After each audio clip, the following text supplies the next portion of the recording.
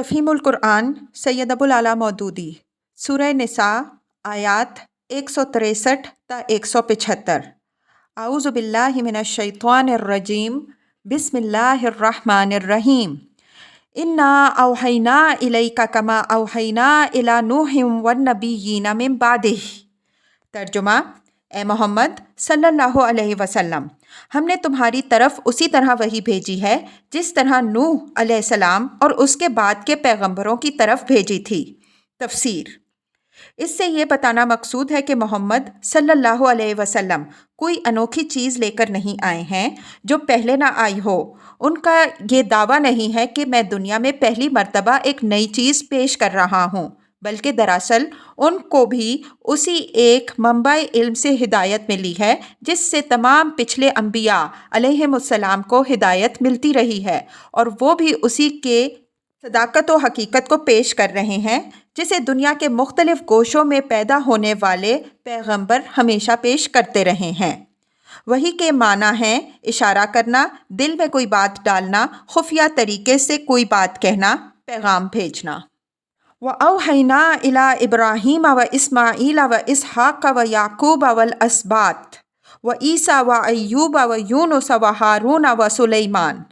ترجمہ: ہم نے ابراہیم علیہ السلام، اسماعیل علیہ السلام، اسحاق علیہ السلام، یعقوب علیہ السلام اور اولاد یعقوب علیہ السلام، عیسیٰ علیہ السلام، ایوب علیہ السلام، یونس علیہ السلام، ہارون علیہ السلام اور سلیمان علیہ السلام کی طرف وحی بھیجی۔ وَآتَيْنَا دَاوُودَ زَبُورًا۔ ترجمہ: ہم نے داؤد علیہ السلام کو زبور دی۔ تفسیر: موجودہ بائبل میں زبور کے نام سے جو کتاب پائی جاتی ہے وہ ساری کی ساری زبور داؤد نہیں ہے۔ اس میں بکثرت مزامیر دوسرے لوگوں کے بھی بھر دیے گئے ہیں اور وہ اپنے اپنے مصنفین کی طرف منسوب ہیں، البتہ جن مزامیر پر تصریح ہے کہ وہ حضرت داؤد علیہ السلام کے ہیں، ان کے اندر فی الواقع کلام حق کی روشنی محسوس ہوتی ہے۔ اسی طرح بائبل میں امثال سلیمان علیہ السلام کے نام سے جو کتاب موجود ہے اس میں بھی اچھی خاصی آمیزش پائی جاتی ہے، اور اس کے آخری دو باب تو صریحاً الحاقی ہیں، مگر اس کے باوجود ان امثال کا بڑا حصہ صحیح و برحق معلوم ہوتا ہے۔ ان دو کتابوں کے ساتھ ایک اور کتاب حضرت ایوب علیہ السلام کے نام سے بھی بائبل میں درج ہے، لیکن حکمت کے بہت سے جواہر اپنے اندر رکھنے کے باوجود اسے پڑھتے ہوئے یہ یقین نہیں آتا کہ واقعی حضرت ایوب علیہ السلام کی طرف اس کتاب کی نسبت صحیح ہے، اس لیے کہ قرآن میں اور خود اس کتاب میں حضرت ایوب علیہ السلام کے جس صبر عظیم کی تعریف کی گئی ہے اس کے بالکل برعکس وہ ساری کتابیں ہمیں یہ بتاتی ہیں کہ حضرت ایوب علیہ السلام اپنی مصیبت کے زمانے میں اللہ تعالیٰ کے خلاف سراپا شکایت بنے ہوئے تھے، حتیٰ کہ ان کے ہمنشین ان کے اس امر پر مطمئن کرنے کی کوشش کرتے تھے کہ خدا ظالم نہیں ہے، مگر وہ کسی طرح مان کر نہ دیتے تھے۔ ان صحیفوں کے علاوہ بائبل میں انبیاء بنی اسرائیل کے 17 صحائف اور بھی درج ہیں جن کا بیشتر حصہ صحیح معلوم ہوتا ہے، خصوصاً یسعیاہ، یرمیاہ، حزقییل، آموس اور بعض دوسرے صحیفوں میں تو بکثرت مقامات ایسے آتے ہیں جنہیں پڑھ کر آدمی کی روح وجد کرنے لگتی ہے۔ ان میں الہامی کلام کی شان صریح طور پر محسوس ہوتی ہے، ان کی اخلاقی تعلیم، ان کا شرک کے خلاف جہاد، ان کا توحید کے حق میں پرزور استدلال اور ان کی بنی اسرائیل کے اخلاقی زوال پر سخت تنقیدیں۔ پڑھتے وقت آدمی یہ محسوس کیے بغیر نہیں رہ سکتا کہ اناجیل میں حضرت مسیح علیہ السلام کی تقریریں اور قرآن مجید اور یہ صحیفے ایک ہی سرچشمے سے نکلی ہوئی صوتیں ہیں۔ وَرُسُلًا قَدْ قَصَصْنَاهُمْ عَلَيْكَ مِن قَبْلُ وَرُسُلًا لَمْ نَقْصُصْهُمْ عَلَيْكَ۔ ترجمہ: ہم نے ان رسولوں پر بھی وحی کی جن کا ذکر ہم اس سے پہلے تم سے کر چکے ہیں، اور ان رسولوں پر بھی جن کا ذکر تم سے نہیں کیا۔ وَكَلَّمَ اللَّهُ مُوسَىٰ تَكْلِيمًا۔ ترجمہ: ہم نے موسیٰ علیہ السلام سے اس طرح گفتگو کی جس طرح گفتگو کی جاتی ہے۔ تفسیر: دوسرے انبیاء علیہم السلام پر تو وہی اس طرح آتی تھی کہ ایک آواز آ رہی ہے یا فرشتہ پیغام سنا رہا ہے اور وہ سن رہے ہیں، لیکن موسیٰ علیہ السلام کے ساتھ یہ خاص معاملہ برتا گیا کہ اللہ تعالیٰ نے خود ان سے گفتگو کی۔ بندے اور خدا کے درمیان اس طرح باتیں ہوتی تھیں جیسے دو شخص آپس میں بات کرتے ہیں۔ مثال کے لیے اس گفتگو کا حوالہ کافی ہے جو سورہ طٰہٰ میں نقل کی گئی ہے۔ بائبل میں بھی حضرت موسیٰ علیہ السلام کی اس خصوصیت کا ذکر اسی طرح کیا گیا ہے۔ چنانچہ لکھا ہے کہ اور جیسے کوئی شخص اپنے دوست سے بات کرتا ہے ویسے ہی خداوند روبرو ہو کر موسیٰ علیہ السلام سے باتیں کرتا تھا۔ خروج باب 11 آیت 33۔ رسلا مبشرین و منذرین، ترجمہ یہ سارے رسول خوشخبری دینے والے اور ڈرانے والے بنا کر بھیجے گئے تھے۔ تفسیر یعنی ان سب کا ایک ہی کام تھا اور وہ یہ کہ جو لوگ خدا کی بھیجی ہوئی تعلیم پر ایمان لائیں اور اپنے رویے کو اس کے مطابق درست کر لیں، انہیں فلاح و سعادت کی خوشخبری سنا دیں، اور جو فکر و عمل کی غلط راہوں پر چلتے رہیں ان کو اس غلط روی کے برے انجام سے آگاہ کر دیں۔ لِأَلَّا يَكُونَ لِلنَّاسِ عَلَى اللَّهِ حُجَّةٌ بَعْدَ الرُّسُلِ، ترجمہ تاکہ ان کو مبعوث کر دینے کے بعد لوگوں کے پاس اللہ کے مقابلے میں کوئی حجت نہ رہے۔ تفسیر یعنی ان تمام پیغمبروں کے بھیجنے کی ایک ہی غرض تھی، اور وہ یہ تھی کہ اللہ تعالیٰ نوع انسانی پر اتمام حجت کرنا چاہتا تھا تاکہ آخری عدالت کے موقع پر کوئی گمراہ مجرم اس کے سامنے یہ عذر نہ پیش کر سکے کہ ہم ناواقف تھے اور آپ نے ہمیں حقیقت حال سے آگاہ کرنے کا کوئی انتظام نہیں کیا تھا۔ اسی غرض کے لیے خدا نے دنیا کے مختلف گوشوں میں پیغمبر بھیجے اور کتابیں نازل کیں۔ ان پیغمبروں نے کثیر التعداد انسانوں تک حقیقت کا علم پہنچا دیا اور اپنے پیچھے کتابیں چھوڑ گئے جن میں سے کوئی نہ کوئی کتاب انسانوں کی رہنمائی کے لیے ہر زمانے میں موجود رہی۔ اب اگر کوئی شخص گمراہ ہوتا ہے تو اس کا الزام خدا پر اور اس کے پیغمبروں پر عائد نہیں ہوتا، بلکہ یا تو خود اس شخص پر عائد ہوتا ہے اس تک پیغام پہنچا اور اس نے قبول نہیں کیا، یا ان لوگوں پر عائد ہوتا ہے جن کو راہ راست معلوم تھی اور انہوں نے خدا کے بندوں کو گمراہی میں مبتلا دیکھا تو انہیں آگاہ نہ کیا۔ وَكَانَ اللَّهُ عَزِيزًا حَكِيمًا، ترجمہ اور اللہ بہرحال غالب رہنے والا اور حکیم و دانا ہے۔ لیکن اللہ یشہد بما انزل الیک انزلہ بعلمہ، ترجمہ لوگ نہیں مانتے تو نہ مانیں، مگر اللہ گواہی دیتا ہے کہ جو کچھ اس نے تم پر نازل کیا ہے اپنے علم سے نازل کیا ہے۔ والملائکۃ یشہدون، ترجمہ اور اس پر ملائکہ بھی گواہ ہیں۔ وکفیٰ باللہ شہیدا، ترجمہ اگرچہ اللہ کا گواہ ہونا بالکل کفایت کرتا ہے۔ ان الذین کفروا وصدوا عن سبیل اللہ، ترجمہ جو لوگ اس کو ماننے سے خود انکار کرتے ہیں اور دوسروں کو خدا کے راستے سے روکتے ہیں۔ قد ضلوا ضلالا بعیدا، ترجمہ وہ یقیناً گمراہی میں حق سے بہت دور نکل گئے۔ ان الذین کفروا وظلموا، ترجمہ اس طرح جن لوگوں نے کفر و بغاوت کا طریقہ اختیار کیا اور ظلم و ستم پر اتر آئے، لم یکن اللہ لیغفر لہم ولا لیہدیہم طریقا، ترجمہ اللہ ان کو ہرگز معاف نہ کرے گا اور انہیں کوئی راستہ نہ دکھائے گا۔ الا طریق جہنم خالدین فیہا ابدا، ترجمہ بجز جہنم کے راستے کے جس میں وہ ہمیشہ رہیں گے۔ وَكَانَ ذَلِكَ عَلَى اللَّهِ يَسِيرًا، ترجمہ اللہ کے لیے یہ کوئی مشکل کام نہیں ہے۔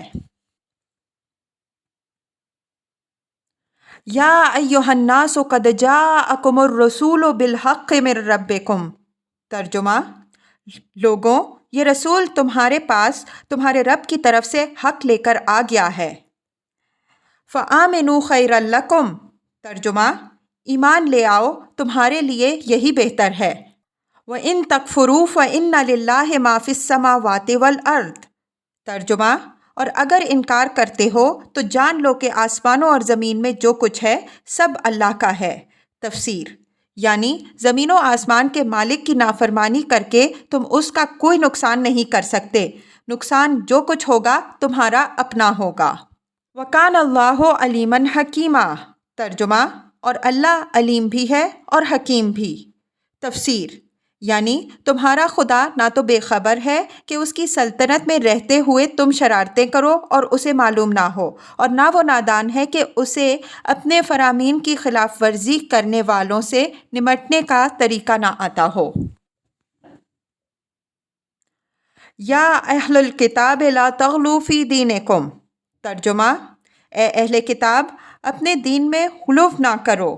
تفسیر یہاں اہل کتاب سے مراد عیسائی ہیں، اور غلو کے معنی ہیں کسی چیز کی تائید و حمایت میں حد سے گزر جانا۔ یہودیوں کا جرم یہ تھا کہ وہ مسیح علیہ السلام کے انکار اور مخالفت میں حد سے گزر گئے، اور عیسائیوں کا جرم یہ ہے کہ وہ مسیح علیہ السلام کی عقیدت اور محبت میں حد سے گزر گئے۔ وَلَا تَقُولُوا عَلَى اللَّهِ إِلَّا الْحَقَّ ترجمہ اور اللہ کی طرف حق کے سوا کوئی بات منسوب نہ کرو۔ انما المسیح عیسی ابن مریم رسول اللہ وکلمتہ ترجمہ مسیح عیسیٰ ابن مریم علیہ السلام اس کے سوا کچھ نہ تھا کہ اللہ کا ایک رسول تھا اور ایک فرمان تھا۔ تفسیر اصل میں لفظ کلمہ استعمال ہوا ہے۔ مریم علیہ السلام کی طرف کلمہ بھیجنے کا مطلب یہ ہے کہ اللہ نے حضرت مریم علیہ السلام کے رحم پر یہ فرمان نازل کیا کہ کسی مرد کے نطفے سے سیراب ہوئے بغیر حمل کا استقرار قبول کر لے۔ عیسائیوں کو ابتداً مسیح علیہ السلام کی پیدائش بے پدر کا یہی راز بتایا گیا تھا، مگر انہوں نے یونانی فلسفے سے گمراہ ہو کر پہلے لفظ کلمہ کو کلام یا نطق کا معنی سمجھ لیا، پھر اس کلام و نطق سے اللہ تعالیٰ کی ذاتی صفت کلام مراد لے لی، پھر یہ قیاس قائم کیا کہ اللہ کی ذاتی صفت نے مریم علیہ السلام کے بطن میں داخل ہو کر وہ جسمانی صورت اختیار کی جو مسیح علیہ السلام کی شکل میں ظاہر ہوئی۔ اس طرح عیسائیوں میں مسیح علیہ السلام کی الوہیت کا فاسد عقیدہ پیدا ہوا، اور اس غلط تصور نے جڑ پکڑ لی کہ خدا نے خود اپنے آپ کو یا اپنی ازلی صفات میں سے نطق و کلام کی صفت کو مسیح علیہ السلام کی شکل میں ظاہر کر لیا۔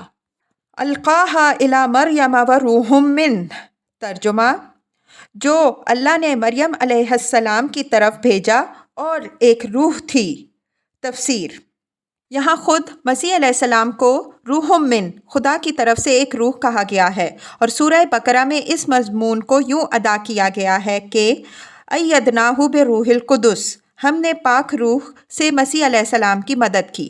دونوں عبارتوں کا مطلب یہ ہے کہ اللہ نے مسیح علیہ السلام کو وہ پاکیزہ روح عطا کی تھی جو بدی سے ناآشنا تھی، سراسر حقانیت اور راست بازی تھی، اور از سرترپا فضیلت اخلاق تھی۔ یہی تعریف آن جناب کی عیسائیوں کو بتائی گئی تھی، مگر انہوں نے اس میں بھی غلو کیا، روح من اللہ کو عین روح اللہ قرار دے دیا، اور روح القدس کا مطلب یہ لیا کہ وہ اللہ تعالیٰ کی اپنی روح مقدس تھی جو مسیح علیہ السلام کے اندر حلول کر گئی۔ اس طرح اللہ اور مسیح علیہ السلام کے ساتھ ایک تیسرا خدا روح القدس کو بنا ڈالا۔ یہ عیسائیوں کا دوسرا زبردست غلو تھا جس کی وجہ سے وہ گمراہی میں مبتلا ہوئے۔ لطف یہ ہے کہ آج بھی انجیل متی میں یہ فقرہ موجود ہے کہ فرشتے نے اسے یعنی یوسف نجار کو خواب میں دکھائی دے کر کہا کہ اے یوسف ابن داؤد اپنی بیوی مریم کو اپنے ہاں لے آنا اور اس سے نہ ڈرنا، کیونکہ جو اس کے پیٹ میں ہے وہ روح القدس کی قدرت سے ہے۔ باب 1 آیت 20 فآمنوا باللہ ورسلہ ترجمہ بس تم اللہ اور اس کے رسولوں پر ایمان لاؤ۔ تفسیر یعنی اللہ کو واحد الہ مانو اور تمام رسولوں کی رسالت کو تسلیم کرو، جن میں سے ایک رسول مسیح علیہ السلام بھی ہیں۔ یہی مسیح علیہ السلام کی اصلی تعلیم تھی، اور یہی امر حق ہے جسے ایک سچے پیرو مسیح کو ماننا چاہیے۔ وَلَا تَقُولُوا ثَلَاثَةٌ ترجمہ اور نہ کہو کہ تین ہیں۔ تفسیر یعنی 3 الہوں کے عقیدے کو چھوڑ دو، خواہ وہ کسی شکل میں بھی تمہارے اندر پایا جاتا ہو۔ حقیقت یہ ہے کہ عیسائی بیک وقت توحید کو بھی مانتے ہیں اور تثلیث کو بھی۔ مسیح علیہ السلام کے صریح اقوال جو اناجیل میں ملتے ہیں، ان کی بنا پر کوئی عیسائی اس سے انکار نہیں کر سکتا کہ خدا بس ایک ہی خدا ہے اور اس کے سوا کوئی دوسرا خدا نہیں ہے۔ ان کے لیے یہ تسلیم کیے بغیر چارہ نہیں ہے کہ توحید اصل دین ہے، مگر وہ جو ایک غلط فہمی ابتدا میں ان کو پیش آ گئی تھی کہ کلام اللہ نے مسیح علیہ السلام کی شکل میں ظہور کیا اور روح اللہ نے اس میں حلول کیا۔ اس کی وجہ سے انہوں نے مسیح علیہ السلام اور روح القدس کی الوہیت کو بھی خداوند عالم کی الوہیت کے ساتھ ماننا خواہ مخواہ اپنے اوپر لازم کر لیا۔ اس زبردستی کے التزام سے ان کے لیے یہ مسئلہ ایک ناقابل حل چیتان بن گیا کہ عقیدہ توحید کے باوجود عقیدہ تثلیث کو اور عقیدہ تثلیث کے باوجود عقیدہ توحید کو کس طرح نبھائیں۔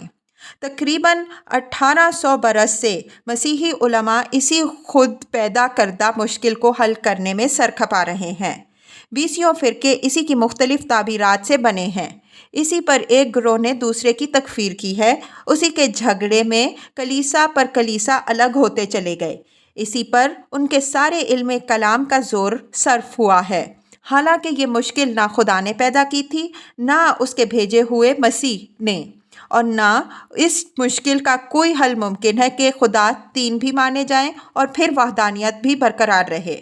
اس مشکل کو صرف ان کے غلوف نے پیدا کیا ہے، اور اس کا بس یہی ایک حل ہے کہ وہ غلوف سے باز آ جائیں۔ مسیح علیہ السلام اور روح القدس کی الوہیت کا تخیل چھوڑ دیں، صرف اللہ کو الہ واحد تسلیم کر لیں اور مسیح علیہ السلام کو صرف اس کا پیغمبر قرار دیں، نہ کہ کسی طور پر شریک فی الالوہیت۔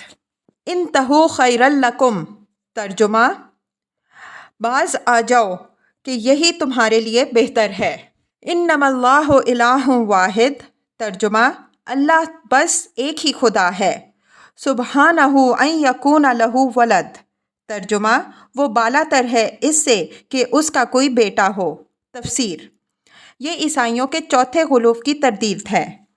بائبل کے عہد جدید کی روایات اگر صحیح بھی ہوں تو ان میں خصوصاً پہلی 3 انجیلوں میں زیادہ سے زیادہ بس اتنا ہی ثابت ہوتا ہے کہ مسیح علیہ السلام نے خدا اور بندوں کے تعلق کو باپ اور اولاد کے تعلق سے تشبیہ دی تھی، اور باپ کا لفظ خدا کے لیے وہ محض مجاز اور استعارے کے طور پر استعمال کرتے تھے۔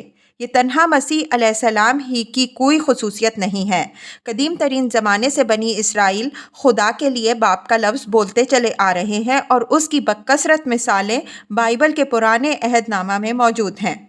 مسیح علیہ السلام نے یہ لفظ اپنی قوم کے محاورے کے مطابق ہی استعمال کیا تھا، اور وہ خدا کو صرف اپنا باپ ہی نہیں بلکہ سب انسانوں کا باپ کہتے تھے۔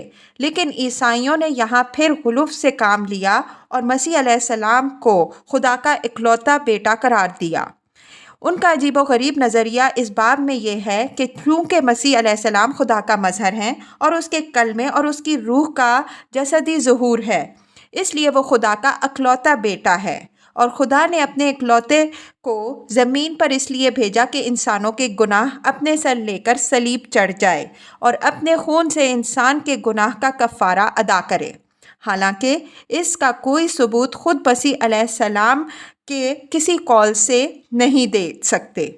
یہ عقیدہ ان کے اپنے تخیلات کا آفریدہ ہے اور اس غلوف کا نتیجہ ہے جس میں وہ اپنے پیغمبر کی عظیم الشان شخصیت سے متاثر ہو کر مبتلا ہو گئے۔ اللہ تعالیٰ نے یہاں کفارہ کے عقیدے کی بھی تردید ہی کی، کیونکہ عیسائیوں کے ہاں یہ کوئی مستقل عقیدہ نہیں ہے، بلکہ مسیح علیہ السلام کو خدا کا بیٹا قرار دینے کا شاخسانہ اور اس سوال کی ایک صوفیانہ و فلسفیانہ توجیہ ہے کہ جب مسیح علیہ السلام خدا کا اکلوتا تھا تو وہ صلیب پر چڑھ کر لعنت کی موت کیوں مرا۔ لہٰذا اس عقیدے کی تردید آپ سے آپ ہوتی جاتی ہے کہ اگر مسیح علیہ السلام کے ابن اللہ ہونے کی تردید کر دی جائے اور اس غلط فہمی کو دور کر دیا جائے کہ مسیح علیہ السلام صلیب پر چڑھائے گئے تھے۔ لہو ما فی السماوات و ما فی الارض، ترجمہ زمین اور آسمانوں کی ساری چیزیں اس کی ملک ہیں۔ تفسیر یعنی زمین و آسمان کی موجودات میں سے کسی کے ساتھ بھی خدا کا تعلق باپ اور بیٹے کا نہیں ہے، بلکہ محض مالک اور مملوک کا تعلق ہے۔ وَكَفَى بِاللَّهِ وَكِيلًا ترجمہ اور ان کی کفالت و خبرگیری کے لیے بس وہی کافی ہے۔ تفسیر یعنی خدا اپنی خدائی کا انتظام کرنے کے لیے خود کافی ہے، اس کو کسی سے مدد لینے کی حاجت نہیں کہ کسی کو اپنا بیٹا بنائے۔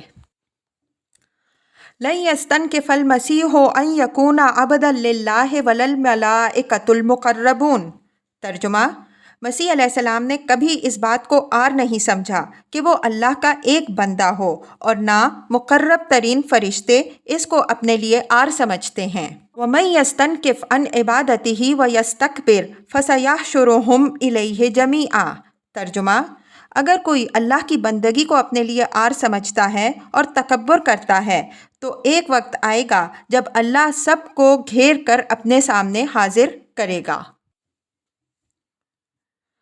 فَأَمَّا الَّذِينَ آمَنُوا وَعَمِلُوا الصَّالِحَاتِ فَيُوَفِّيهِمْ أُجُورَهُمْ وَيَزِيدُهُمْ مِنْ فَضْلِهِ ترجمہ اس وقت وہ لوگ جنہوں نے ایمان لا کر نیک طرز عمل اختیار کیا ہے اپنے اجر پورے پورے پائیں گے، اور اللہ اپنے فضل سے ان کو مزید اجر عطا فرمائے گا۔ وَأَمَّا الَّذِينَ اسْتَنْكَفُوا وَاسْتَكْبَرُوا فَيُعَذِّبُهُمْ عَذَابًا أَلِيمًا ترجمہ اور جن لوگوں نے بندگی کو عار سمجھا اور تکبر کیا ان کو اللہ دردناک سزا دے گا۔